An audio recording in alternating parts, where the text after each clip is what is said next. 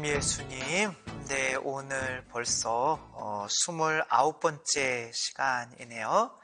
또 저희와 함께 해주셔서 감사드리고, 이번 주제는 조금 어려운 질문이에요. 우리가 하느님은 이제 삼위일체라는 것을 고백하는데, 제가 공부할 때 대학에서 왜 하느님은 알라신처럼 한 분이 아니고, 혹은 하느님이 두 분이 아니고, 혹은 네 분이 아니고, 왜 꼭 세 분이 하나가 되어야 되냐? 왜 꼭 하느님은 세 분인데 세 분이 하나가 되어야 되냐? 이런 질문을 받았었는데 생각해 보지 않았었어요. 너무 당연하게도 그냥 하느님은 삼위일체시다 이렇게 배웠기 때문에 이번 시간에 다 할 수 있으려는지는 모르겠지만 그래도 삼위일체에 대해서 한번 생각해 봤으면 좋겠습니다. 아우구스티누스가 이제 삼위일체에 대한 책을 썼고, 지금까지 신학은 거의 2000년 가까이 다 아우구스티누스가 써놓은 것을 주해 설명하는 것에 지나지 않는다라고 해요.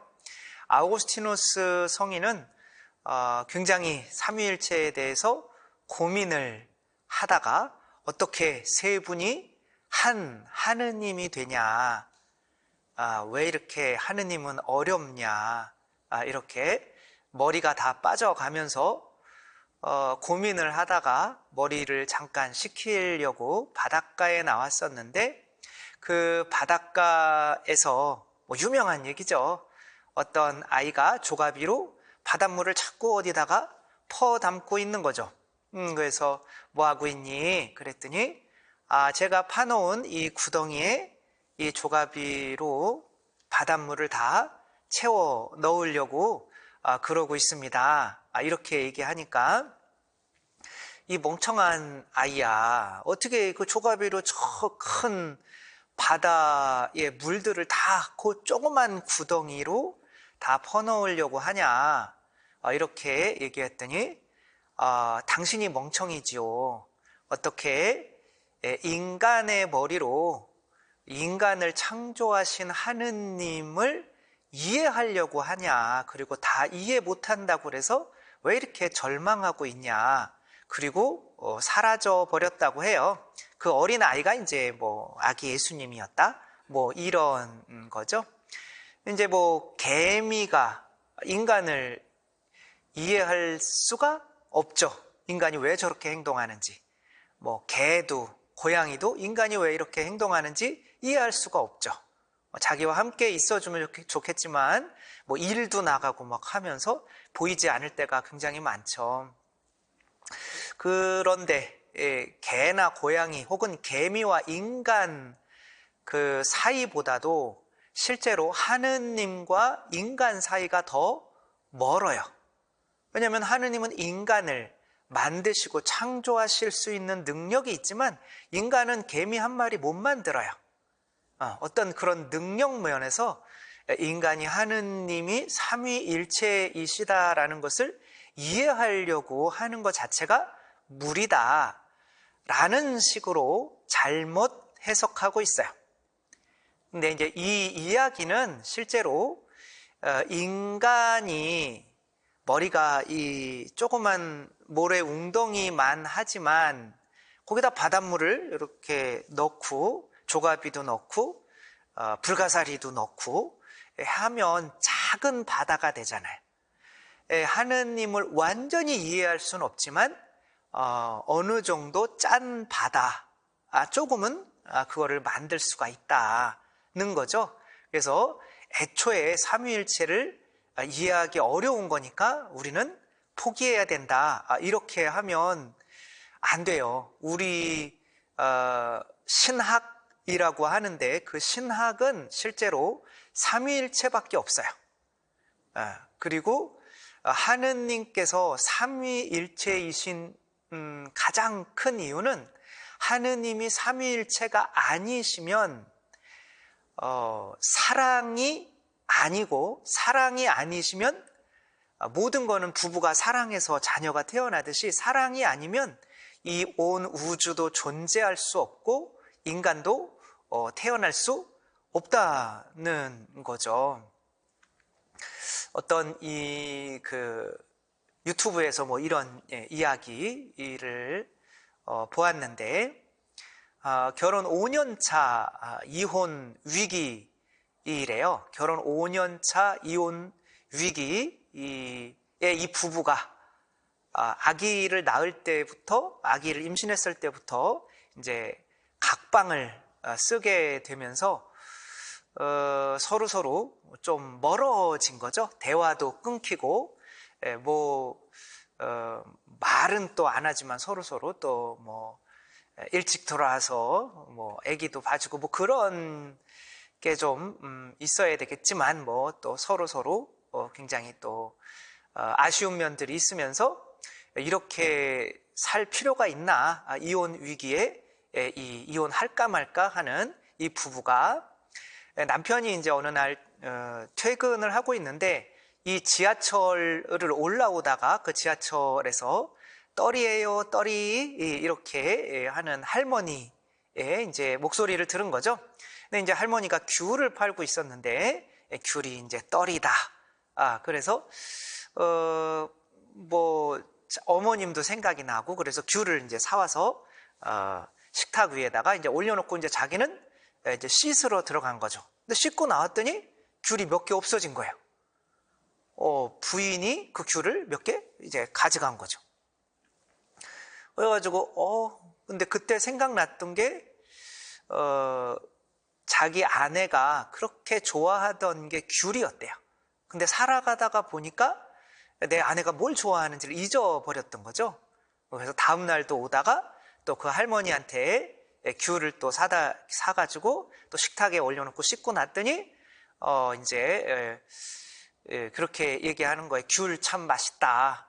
그러면 이제 조그만 꼬마 아기가 있었겠죠. 아들한테 이제 귤을 까가지고 이렇게 주면서 아빠 갖다 줘. 아빠 좀 귤 맛 좀 보게. 이렇게 한 거죠. 그러니까 또 다음에 오다가 또 귤을 사놓으니까 그 다음날 아침을 차려주더래요. 된장찌개를 오랜만에 이렇게 먹는데 눈물이 줄줄줄 나더래요. 그러니까 사랑이 별게 아니었는데 뭔가가 빠져 있었던 거죠. 그러니까 남편이 우니까 아내도 눈물을 흘리면서, 그렇다고 뭐 안 싸우는 건 아니지만 그렇게 조금 더 성숙한 부부가 돼서 잘 살아가고 있다, 이런 사연을 올렸어요.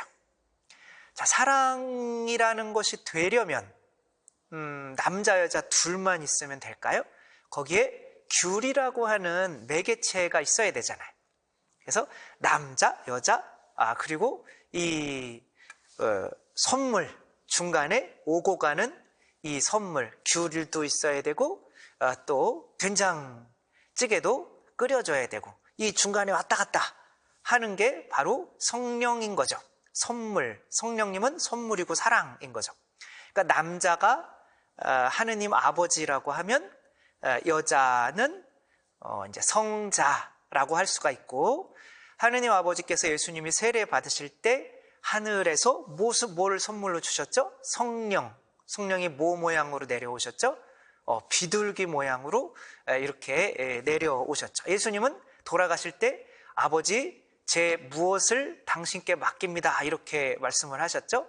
아버지 제 영을 당신께 맡깁니다, 이렇게 말씀을 하죠. 그러니까 예수님의 영은 성령인 거죠. 그러니까 서로 탁구 치듯이 성령을 주고받으면서 하나가 되는 거죠. 둘만 그냥 멀뚱멀뚱 있으면 하나가 될 수가 없는 거죠. 그래서 필연적으로 삼위일체는 두 사람이 있어야 되고, 그 두 사람 사이에 왔다 갔다 하는 선물이 있어야 된다. 그래서 삼위일체를 이해하려면 우리가 조금 더 어렵게 이제 나가려면 우리가 이거는 이해를 좀 하셔야 돼요. 딱 세 가지 알아두셔야 되는 단어가 있어요. 이거는 전통적으로 이제 교부들이 해놓은 건데, 가톨릭 교회 교리서 251항에 보면 삼위일체의 어떤 세 가지 중요한 용어가 이렇게 나와요. 삼위일체 교의를 정형화하고자 교회는 철학적 개념들의 도움을 받아 실체, 수브스탄시아, 위격, 페르소나 혹은 히포스타시스, 혹은 또 관계의 렐라시오 등의 고유한 용어들을 발전시켜야만 했다. 그러니까 삼위일체를 이해시키기 위해서 이 세 단어를 발전시켜야 됐던 거예요. 그러니까 이 세 단어를 이해하지 못하면 삼위일체를 이해하지 못하게 된다는 거죠.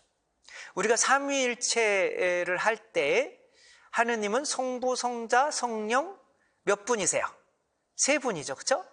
근데 우리 신앙 고백할 때 어떻게 해요? 한 분이신 하느님을 저는 믿나이다. 이렇게 고백하잖아요. 그러면은 하느님은 한 분이에요? 세 분이에요? 모르시죠? 하느님은 우리 한 분이신 하느님을 저는 믿나이다. 그러니까 세 분이 한 분이 되는 거 아니냐? 그게 아니에요. 하느님은 성부, 성자, 성령 각각 세 분인 거예요. 그래서 옛날에 이제 삼위일체를 처음으로 설명을 하려고 했던 교부가 테르툴리아누스라고 하는 교부예요. 그러니까 이분은 이제 연극을 할 때 마치 H2O가 물이 됐다가 수증기가 됐다가 뭐 얼음이 됐다가 이러는 것처럼 연극을 하는 사람이 뭐 중국 영화 폐왕별이 같은 거 보면 뭐 가면을 이렇게 바꿔 쓰잖아요. 이렇게 그런 것처럼 어떤 한 분이 가면을 이제 이렇게 바꿔서 구약에서는 아버지의 모습으로, 신약에서는 예수님의 모습으로, 또 지금은 또 성령의 모습으로 이렇게 나타나는 거다. 근데 이제 처음 이제 그분이 교부고 성인이시긴 하지만 지금으로 얘기하면은 이단이에요. 그런 식으로 이야기하면. 성부, 성자, 성령은 완전히 다른 분이에요.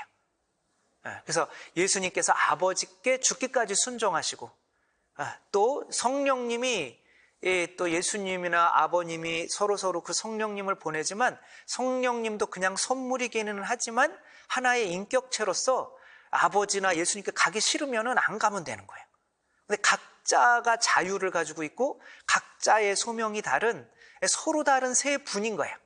그래서 한 분이신 하느님을 저는 믿나이다 라고 우리가 주일날 니케아 콘스탄티노폴리스 신경을 이렇게 바치는데, 그거를 바칠 때 그 한 분이신 하느님은 그거는 바로 성부를 이야기하는 거예요. 그 밑에 성자가 나오고 그 밑에 또 성령이 나오는 거예요. 그래서 한 분이신 하느님을 저는 믿나이다 라고 할 때 이것을 이제 양태론이라고 하는데, 이제 한 분이 세 가면을 쓰고 온다. 이것은 이단인 거예요. 그러니까 어려운 거죠. 그래서 한 분이라고 하는 것을 우리는 위라고 하는 것으로 표현을 하죠. 이것을 위격, 페르소나, 영어로 하면은 펄슨인 거죠. 이게 아버지, 아들, 성령은 세 분, 세 펄슨인 거죠. 그렇게 히라버로는 이제 휘포스타시스라고 하는 건데 위로 이제 섰다.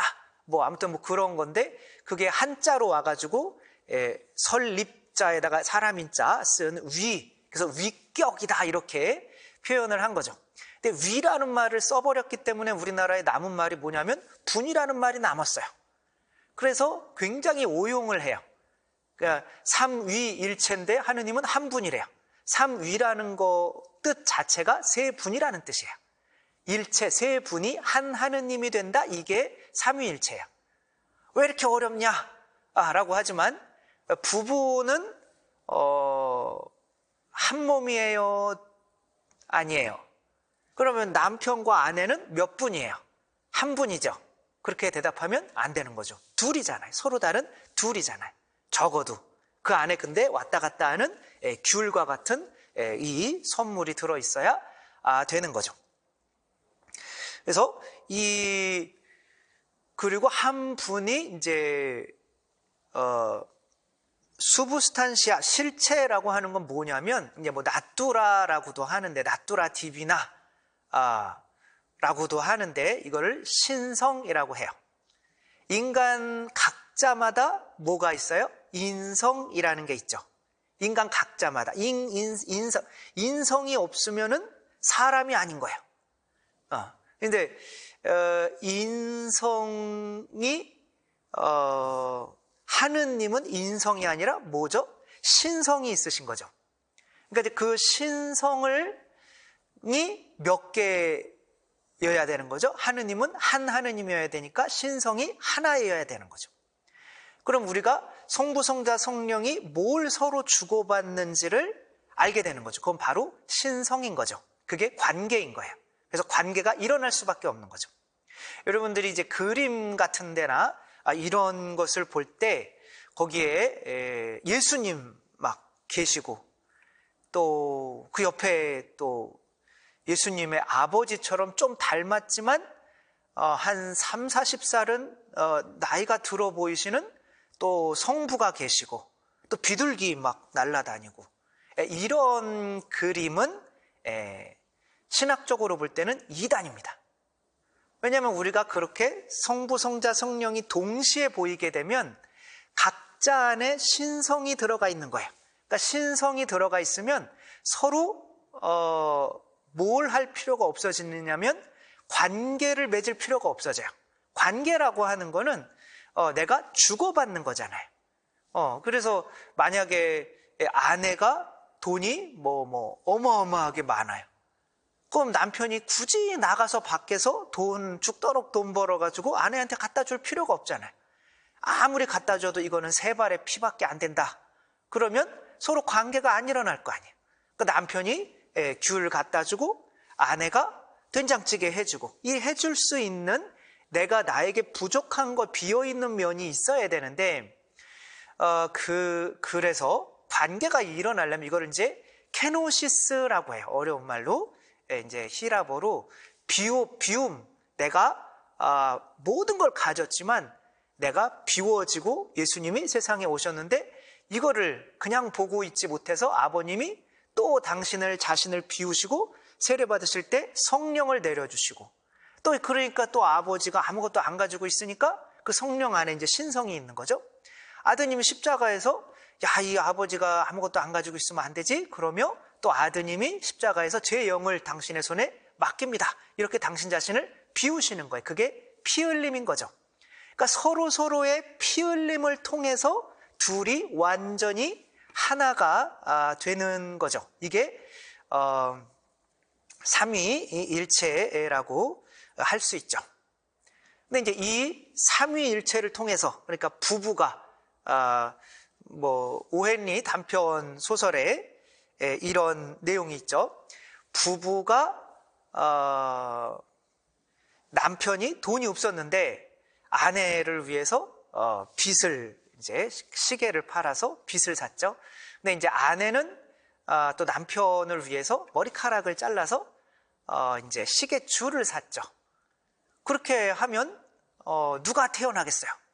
아기가 태어나는 거죠. 서로 쓸모없는 거를 사와가지고 막 빗으로 찍고 막 시계줄로 막 목 감고 막 싸우고 막 그러지는 않을 거 아니에요? 그러니까 서로 없는 가운데에서 자기 머리카락도 자르고 갑오로 이어 내려오는 시계도 팔고 하면서 서로 선물을 하는 거야. 그렇게 그게 사랑인 거죠. 남편만 있어도 안 되고 아내만 있어도 안 되고 적어도 둘은 있어야 되는데 둘 사이를 왔다 갔다 거리는 이 선물이 있을 때 비로소 저 부부가 사랑으로 하나가 되었다라고 하는 거죠. 그러니까 하느님이 온 우주를 창조하시려면 사랑이셔야 되는 거야. 모든 거는 내가 사랑이 없으면은 하나도 내가 괜히 피 흘려가지고 뭔가를 창조할 이유가 없잖아요. 그러니까 그렇게 해서 오헨리 단편 소설로 치면은 자식이 나오겠죠. 그런 것처럼 하느님께서 삼위일체이시기 때문에 사랑이신 거고, 삼위일체를 이해하지 못하면 사랑을 이해하지 못하는 거죠. 근데 어떤 사람은 삼위일체를 이해할 수 있느냐면 태어난 사람, 자식은 이해할 수 있어요. 예, 저 같은 경우는 어머니가 의심스러웠다고 그랬잖아요. 그래서 제가 온전히 인간이 되려면 어머니 말을 따라줘야 되는데 왠지 어머니가 저를 다리 밑에서 자꾸 주워왔다고 하니까 믿어지지가 않는 거죠. 그래서 어머니가 믿어지지가 않아서 그래도 이제 보는 거죠. 그래서 어머니만 있어서는 안 되고 아버지가 가져다 주는 돈을 또 어머니가 또 우리 남편이 또 내 애 좀 잘 키워라 뭐 이럴 수도 있는 거잖아요. 그거에 순종을 해서 그 자기 자신을 서로 내어놓는 거죠. 그런 거 안에서 내 안에 마음에 뭐가 오냐면 평화가 오고, 내가 이분들의 자식이 맞구나. 내가 이분들을 의심할 때는 분명히 다리를 찾아가려고 그랬어요. 그 다리가 어딨냐고 어머니에게 몇 번을 물어봐도 안 가르쳐 주더라고요. 30 넘어서 그 다리가 사람 다리인 걸 알았어요. 그런데 이분들이 이게 내 부모님이 맞구나. 그러니까 순종하게 되니까 학교에서 공부도 다시 열심히 하게 되고, 온전한 이제 성장이 제대로 이루어지게 되는 거죠. 그러니까 누군가가 새로 태어났다면 삼위일체를 이해하지 않을 수가 없어요. 모든 새로 태어남은 반드시 삼위일체 사랑 안에서 태어나기 때문에 그런 거죠. 그러니까 아까 삼위일체는 어려워, 이런 일은 있을 수가 없는 거죠. 새로 태어났다면. 그래서 예수님께서 삼위일체로 뭐 하라는 거예요? 세례 주라는 거예요. 세례가 새로 태어나게 만들려는 거죠.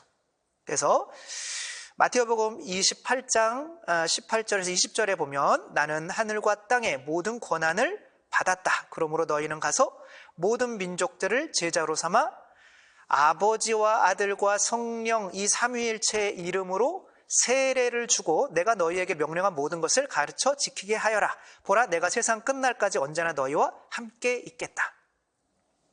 네, 제가 세례를 받을 때 내가 이분들 자식이구나.